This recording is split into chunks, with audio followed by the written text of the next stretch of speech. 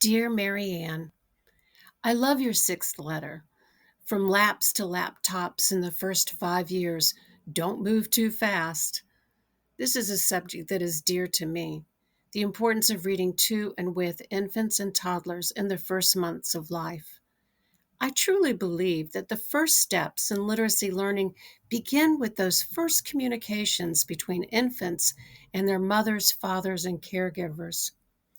Even during the silent moments, babies learn to read, gazing into loving eyes, feeling the warmth of the snuggles, and learning to anticipate further comfort and care from those who love them. The renowned French neuroscientist Stanislas Dehaene, author of the amazing book Reading in the Brain, and his wife, neuropediatrician Ghislaine Dehaene Lamberts, examined the brain activation of 2-month-old infants while they listened to speech.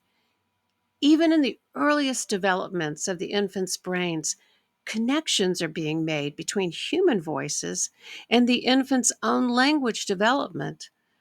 Of course, I think we already know this on an instinctive level. Parents often monitor a baby's environment, sometimes shushing loud voices and noises, but they also speak to their babies from their earliest moments in life.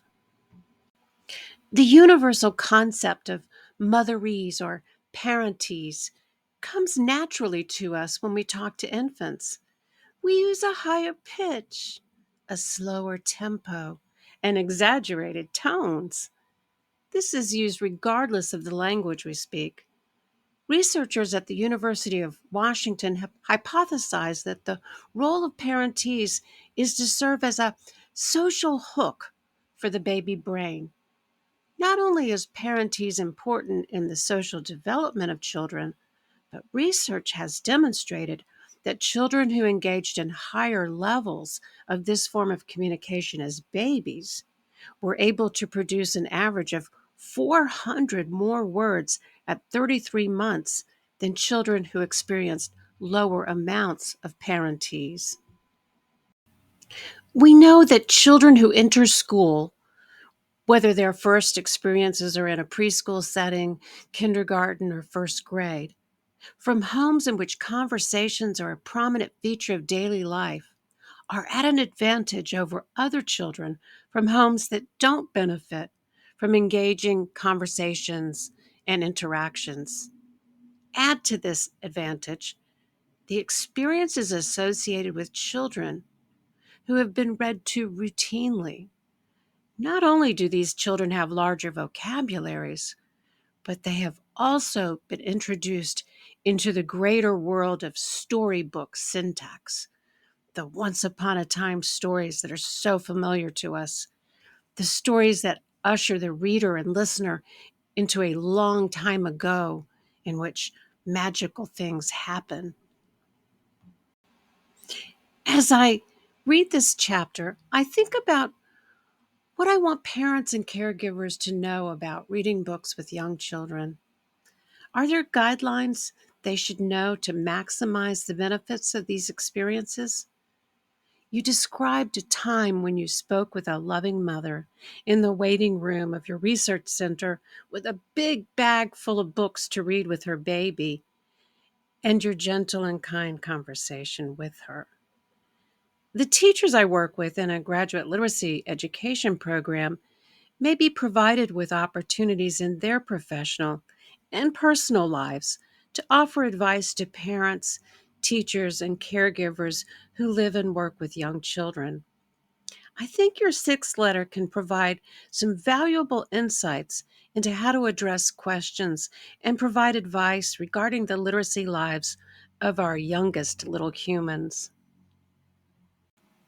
Your sixth letter is also about acknowledging the reality that we live in an increasingly digital age. And I think it's important to reiterate that we will never return to a pre digital reading era. We can and should embrace the technological advances we now take for granted. I mean, too many to even attempt to list or describe. But we also need to protect the sacrosanct experiences of reading to and with our young children, often within the warmth of a close embrace of a parent or on the lap of someone who loves and cares for them. I think there is a way to create a literacy rich life for young children that incorporates the best of the various mediums available today. Again, your sixth letter provides insight into how we can do this meaningfully. I like the idea of framing these considerations around the three C's: child, content, and context, as described by Lisa Guernsey and Michael Levine. I think this is important because, as we know, not all apps are created equal. I think we can acknowledge that traditional ebooks that we engage in as adults cannot replicate the reading aloud experience for children, but we should also acknowledge that there are newer interactive technologies that can be used with young children as experiences that facilitate literacy learning. Elementary teachers are often provided with devices and apps for their students to use as a component of reading instruction. These are obviously used adjacent to reading to and with children. Decades ago, the Accelerated Reader program burst onto the scene with promises of encouraging students to read books and be rewarded with points for online quizzes to check their comprehension. In fact, I believe the AR program is still being used in some school districts.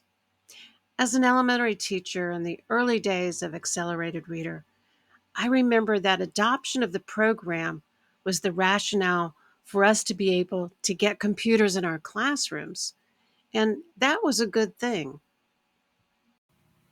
But I also remember that AR quizzes and the ability to earn points became almost like the tail wagging the dog. Teachers would assign reading levels for students to use when selecting books based on their Vygotskian zones of proximal development and establish a goal for each student to determine the number of points they needed to earn in a given month. It all sounded good and worked for some students. However, I remember that some students who were more advanced as readers figured out that the longer books earned the most points, so that they could meet their points goal by reading fewer books, sometimes only one or two. Another problem I noticed was the result of the coding of the level of books students were directed to read. The school library and even teachers' classroom libraries were dotted with little color coded stickers based on their assigned levels. And it didn't take long for students to realize that the color of the stickers carried meaning. Yellow stickers, for example, may signal that the books were the easy books. Orange stickers were the next higher level. And the color changed all the way up the ZPD type ladder of complexity and grade level. And there emerged a little level of embarrassment when, for example, the librarian prohibited some students from checking out books that were rated higher than the label designated to be within their zone of proximal development. Returning from the library with yet another yellow sticker book could be disheartening, to say the least.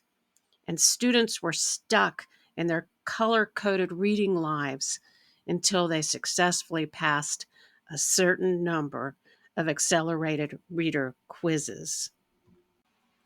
My discussion of accelerated reader is not to say it wasn't or absolutely isn't effective on some level. It did represent an early iteration of using technology in the classroom. We have so much more access to technology and apps today, and parents have so many digital tools available today for their children, but they need to be reflective and thoughtful in how they use them with their children. This is another opportunity for teachers to provide some insight and advice for parents and other teachers in their school communities. There are a number of interactive storybooks available to use on tablets, phones, and other devices today. You described the research conducted with the Tinker books a number of years ago now, and both the positive aspects associated with this program, as well as some things to consider when using these types of programs with young children. For example, these types of apps or programs won't benefit children when they are offered as simply another form of entertainment or when they only provide passive experiences. In order for them to be truly interactive, they need to be used actively, and their use is most beneficial with guidance and modeling to encourage children to access the interactive components. I really appreciate the insight you provide through the words of Charles Taylor about the shared attention as the beginning of the great dance of language that joins one generation to the next, not forced attention. It makes me wonder what forced attention looks like in the life of a young literacy learner. Maybe my thoughts about the accelerated reader program reflect that form of forced attention in a classroom setting. But thinking about this concept with our newest little people will take some time for me to truly ponder. Thank you, Maryanne. I look forward to your next letter, The Science and Poetry in Learning and Teaching to Read. Until then, we remain your devoted readers, the teachers.